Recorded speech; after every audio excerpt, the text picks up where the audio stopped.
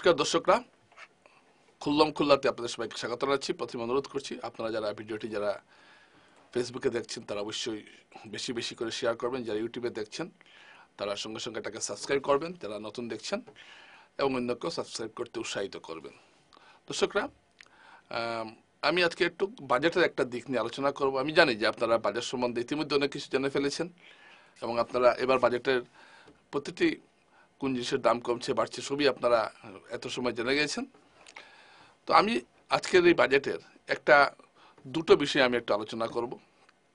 যে দুটি বিষয়, বা দুটো নয়, তিন চারটা হতে পারে, আমি একটা জিনিস বোঝার চেষ্টা করব বা আপনাদের সামনে একটা সত্য তুলে ধরার চেষ্টা করব। সার্বিক অর্থে বাজেটটা কেমন হয়েছে?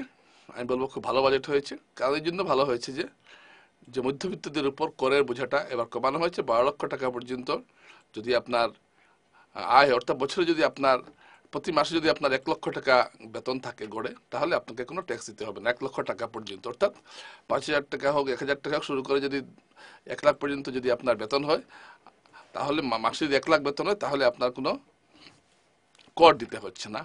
এটা নিঃসন্দেহে মধ্যবিত্তদের জন্য একটা বড় ছাড়। গত কয়েক বছরে আপনারা জানেন যে মধ্যবিত্তের অবস্থা অত্যন্ত শোচনীয় হয়েছে, যার জন্য এই বাজেটকে এই প্রথম এই 1 লাফে 12 লক্ষ টাকা পর্যন্ত কর ছাড় ভারতের ইতিহাসে ঘটনা ঘটেনি, প্রথম ঘটালেন অর্থমন্ত্রী নির্মলা সীতারামন। এর জন্য তিনি বিভিন্নভাবে প্রশংসিত হচ্ছেন। কিন্তু বাজেটের আরো কয়েকটা জিনিস লক্ষ্য করার মতো। আমি মধ্যবিত্তদের কথাটাই আনছি। আপনারা জানেন যে গত কয়েক বছরে মধ্যবিত্ত হার দ্রুত হারে কমছে। দেশে ক্রমশ গরিবের সংখ্যা বাড়ছে, প্রায় 21 কোটি গরিব সৃষ্টি হয়েছে এবং এর প্রমাণ আমরা পাই। যেমন এখন পর্যন্ত প্রায় 80 কোটি মানুষকে রেশন, বিনামূল্যে রেশন দিতে হচ্ছে সরকারকে। অর্থাৎ মধ্যবিত্তের, আর যে দেশে মধ্যবিত্তের সংখ্যা কমে যাবে সেই দেশের অর্থনীতির অবস্থা একসময় খারাপ হতে বাধ্য। তাই মধ্যবিত্তদের জীবনযাত্রা কিছুটা উন্নতি করার জন্য এই পদক্ষেপ নেওয়া হয়েছে এবং এর পেছনে কয়েকটা কারণও আছে। যেমন গত লোকসভা নির্বাচনে যে হারে শাসক দলের ভোট কমেছে এবং মধ্যবিত্তরা অনেক জায়গায় মুখ ফিরিয়ে নিয়েছেন বিজেপির প্রতি, তাই এই বাজেটটা কিছুটা মধ্যবিত্তদের আশ্বস্ত করলো। কিন্তু আমি একটা কথা বলি, আমি কোনো বিষয়েই একতরফাভাবে বিচার বিবেচনা করি না এবং আমি আমার কথা বলতে দ্বিধাবোধ করি। এতে আমাকে কি বললো, এতে আমার কিছুই আসে যায় না। এই বাজেটে এই জায়গাটা ভালো হলো, বাজেটের কয়েকটা দিক কিন্তু তুলে ধরতে আমি বাধ্য হচ্ছি। আপনারা ভাববেন না যে আমি কোনো বিরোধী দল বা সমালোচনা, আমি প্রশংসাও করেছি বাজেটের। এবার আমি যদি আপনার প্রশংসা করি, সমালোচনা করি, তাহলে বোঝা যাবে আমি সঠিক।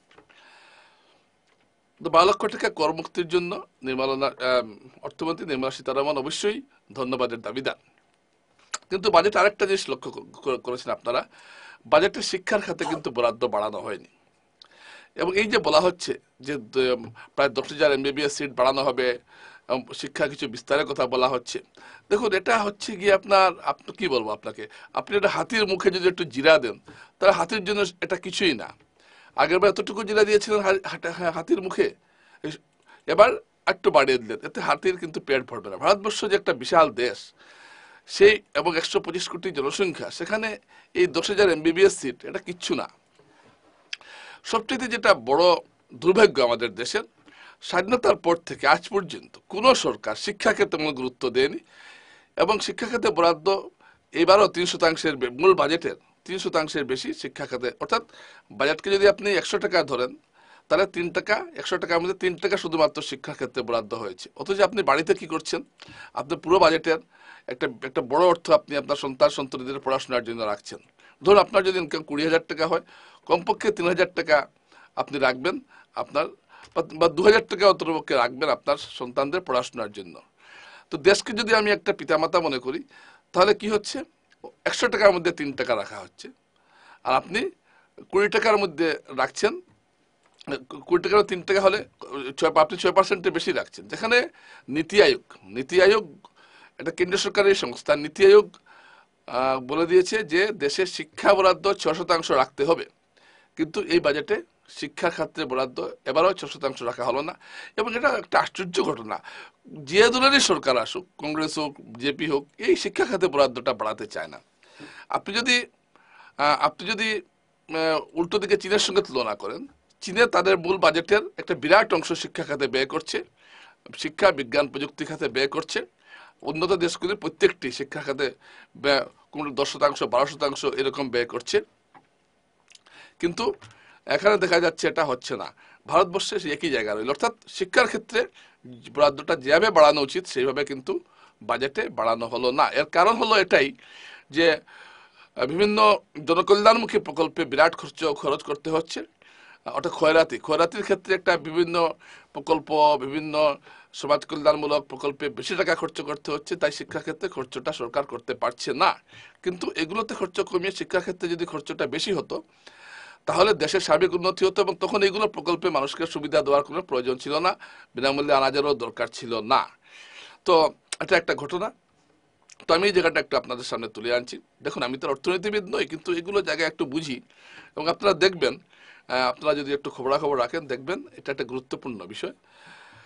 আরেকটা কথা, মধ্যবিত্তদের ছাড় দেওয়া হয়েছে সত্য কথা, কিন্তু যে জিএসটির প্রভাব থেকে কিন্তু জিএসটি কিন্তু যেভাবে ছিল সেইভাবেই রয়ে গেছে। অর্থাৎ ধরুন আপনি কর দিলেন না, ধরুন আপনি বছরে আপনি মাসে 30 লাখ কামান, মাফ করবেন, আপনি মাসে 30,000 টাকা বা ধরুন মেনে নিলেন 50,000 টাকা কামাচ্ছেন। তো গত বছর 50,000 টাকা যদি আপনার আয় থাকতো মাসে, তো বছরে হতো 3.5 লক্ষ টাকা। তো 3.5 লক্ষ 6.5 লক্ষ টাকা, এর মধ্যে আপনার জিএসটি, তখন আপনাকে কি হতো, আপনি করে পড়ে গেলেন। কিন্তু যদি আপনার বার্ষিক ইনকাম 3.5 লক্ষ টাকা হতো তাহলে আপনাকে কোনো কর দিতে হতো না, এটা এবারও দিতে হচ্ছে না। কিন্তু আপনি কর না দিলেও আপনি প্রতিটা যেসব জিনিস আপনি কিনছেন বাজার থেকে, যাই কিনছেন, একটা বিরাট হারে জিএসটি আপনাকে দিতে হচ্ছে। এবং মধ্যবিত্তের ব্যবহারের সামগ্রীগুলোতে জিএসটির হার এত বেশি যে মধ্যবিত্তদের পকেট ফাঁকা হচ্ছে, ক্রয় ক্ষমতা কমে গেছে। তো ক্রয় ক্ষমতা, অর্থমন্ত্রী বলেছেন যে এই বাজেট আয়ের রেহাইয়ের ফলে মধ্যবিত্তের ক্রয় ক্ষমতা বাড়বে। হ্যাঁ, বাড়বে, কারণ আগে যতটুকু ট্যাক্স দিতে হতো, কর দিতে হতো, এবার ততটুকু দিতে হবে না। কিন্তু যদি জিএসটি না কমে, আপনি যে জিনিসটা কিনতে যাবেন, ধরুন আপনি একটা আপনার বাচ্চার জন্য জ্যামিতি বক্স কিনতে গেলেন, জ্যামিতি বক্সের মধ্যে আপনি জিএসটি দিতে হচ্ছে আপনাকে। আপনি যাই কিনছেন, একটা ব্রেড কিনছেন, এটারও জিএসটি দিতে হচ্ছে। যত দিন যাচ্ছে জিএসটি বেড়েই চলছে বিভিন্ন বিষয়ে, এবং এই জিএসটি ফাঁকি দেওয়ার কোনো উপায় নেই। এই যে ডিজিপি বাড়ছে দেশে, তো এটা কারণটা হলো এই জিএসটি থেকে আদায়টা এমনভাবে বেড়েছে। এখন একটা পানের দোকানও জিএসটি দিচ্ছে। তো এর ফলে কি এর এর যে মানে প্রভাবটা সরাসরি গিয়ে পড়ছে মধ্যবিত্ত ও নিম্ন মধ্যবিত্ত, নিম্ন আয়ের লোকদের উপর, এবং তারা যে টাকা পাচ্ছেন সেই টাকা দিয়ে বাজার করতে পারছেন না। এই সমস্যার কিন্তু সমাধান হলো না, জিএসটি অপরিবর্তিত থেকে গেল। যেটা মূল দরকার ছিল, কর কাঠামো আমি মানছি খুব ভালো এটা, কিন্তু কর কাঠামোর এই যে বিরাট পরিবর্তন করা হয়েছে, এতে মধ্যবিত্ত লাভবান হবেন, গরিব মানুষ লাভবান হবেন, এটা সত্য কথা, আমি মানছি। কিন্তু যদি জিএসটির ক্ষেত্রে যদি বিশেষ বিশেষ কিছু পণ্যকে যদি জিএসটির আওতা থেকে বার না করা হয়, তাহলে একই সঙ্গে মধ্যবিত্তদের সমস্যা হবে, একই সঙ্গে ছোট ব্যবসায়ী যারা আছেন, যারা জিএসটির জন্য ভালো উৎপাদন করতে পারছেন না, ধরুন কোনো একটা কোম্পানি শাড়ি বানাচ্ছে, ছোট ছোট জিনিস বানাচ্ছে, তারা এত উচ্চ হারে জিএসটি দিয়ে, অ্যাডভান্স জিএসটি দিয়ে তারা পণ্য তৈরি করতে পারছে না। এর ফলে এইসব ইন্ডাস্ট্রি মার খাচ্ছে এবং শ্রমিকরা বেকার হচ্ছে। অপরদিকে বড় বড় ইন্ডাস্ট্রি, তারা এই সুবিধাটা দিতে পারছে, এবং তারা একটা বাজারে একটা নিয়ন্ত্রণ রাখছে। তারা যে দাম দেবে সেই দামে জিনিসপত্র কিনতে বাধ্য হবেন। তো এই যে একটা অবস্থা, এটাতে কিন্তু তেমন কোনো পরিবর্তন এলো না। আর বাকি যেগুলো আছে, অনেকগুলো ভালো ভালো আছে, ঠিক আছে, কিন্তু দেখুন এই যে বিভিন্ন ভালো ভালো এই যে অমুক জিনিসের দাম কমলো, অমুক জিনিসের দাম বাড়লো, এতে কিন্তু আমাদের মতো মধ্যবিত্তের খুব একটা আসে যায় না। কারণ আমরা সারা বছর একটি হয়তো মেশিনারি জিনিস কিনবো, এর দাম বাড়লো কি বাড়লো না, এতে কিন্তু খুব একটা যে সংসারের বাজেটে যে খুব একটা কাটছাট হবে বা আয় হবে এমন কোনো কথা নয়। আপনার চাহিদাটা কি? আপনি তো আর প্রতি বছর গিয়ে কম্পিউটার কিনছেন না, কি পার্টস কিনছেন, অমুক তমুক কিনছেন না। আপনার যে নিত্য প্রয়োজনীয় সামগ্রীগুলোর দাম বাড়লো না কমলো, সেটা আপনার কাছে বড় কথা। তো সেগুলোর তো দাম কমেনি। আপনি যেগুলো সকাল থেকে বিকেল পর্যন্ত আপনি যে জিনিসগুলো কিনছেন, সেগুলোর তো আর দাম কমেনি। এগুলো কমা বাড়ার প্রভাবটা পড়বে কর্পোরেটের উপর, আর কর্পোরেটের উপর, এতে আপনার কোনো লাভ বা ক্ষতি কিছু আসে যায় না। সুতরাং সার্বিকভাবে যদি আমরা বিচার করি, তাহলে যেটা দুঃখের বিষয় সেটা হলো যে শিক্ষা খাতে বাজেটটা বাড়েনি, বাজেট বরাদ্দ তেমন বাড়েনি। আরেকটা কথা বলেনি, প্রতিরক্ষা খাতে দেখা গেছে বাজেট খুব একটা যে বেড়েছে এমন নয়। তাহলে এত টাকা কোথায় খরচা করা হয়? এই যে আমি বললাম, মানুষকে খুশি করার এই যে বিহারের জন্য বিভিন্ন বিহার নির্বাচন আসছে, বিহারের জন্য একটা বিরাট অর্থ বরাদ্দ হয়েছে, এর আগে অন্ধ্রপ্রদেশের জন্য হয়েছিল।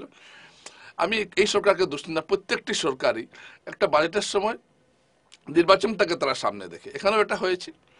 কিন্তু সেই অর্থে আমি এটাই বলতে চাইছি যে এই বাজেটে শিক্ষাক্ষেত্রে বরাদ্দটা আরো বাড়ানো উচিত ছিল, এতে দেশের একটা সুদূরপ্রসারী উন্নতি হতে পারত।